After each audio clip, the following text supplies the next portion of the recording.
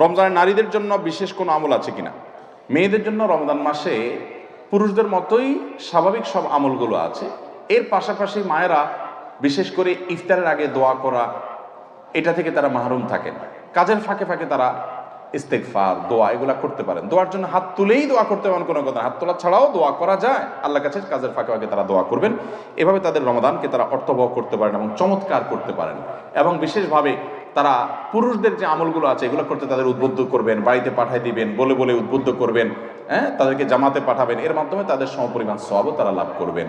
কোরআন তেলাওয়াত মায়েরা চাইলে নিজেরা করতে পারেন, সন্তানদেরকে করতে উদ্বুদ্ধ করতে পারেন। একজন নারী চাইলে গোটা পরিবারকে ইবাদত বন্দেগীতে অ্যাক্টিভ করতে পারেন। তাহলে সেক্ষেত্রে তিনি সবাইকে অ্যাক্টিভ করার সওয়াবটা তিনি লাভ করবেন। আর যে কাজের ফাঁকে ফাঁকে জিকির, আজকার, তাসবিহ তেলাওয়াত করবেন।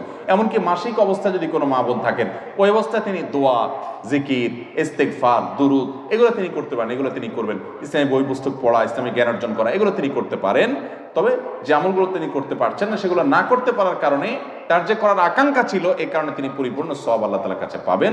সুস্থ অবস্থায় যা করতেন, হাদিসে আসছে নবী করিম সাল্লাল্লাহু আলাইহি ওয়াসাল্লাম বলেছেন, কেউ যদি সুস্থ অবস্থায় কোনো আমল করতো, সে অসুস্থ হয়ে যাওয়ার কারণে যদি আমলটা করতে না পারে, সুস্থ অবস্থায় যেহেতু করতো, ওই হারে আল্লাহ তাআলা তাকে পেনশনের মতো করে সওয়াব দান করবেন।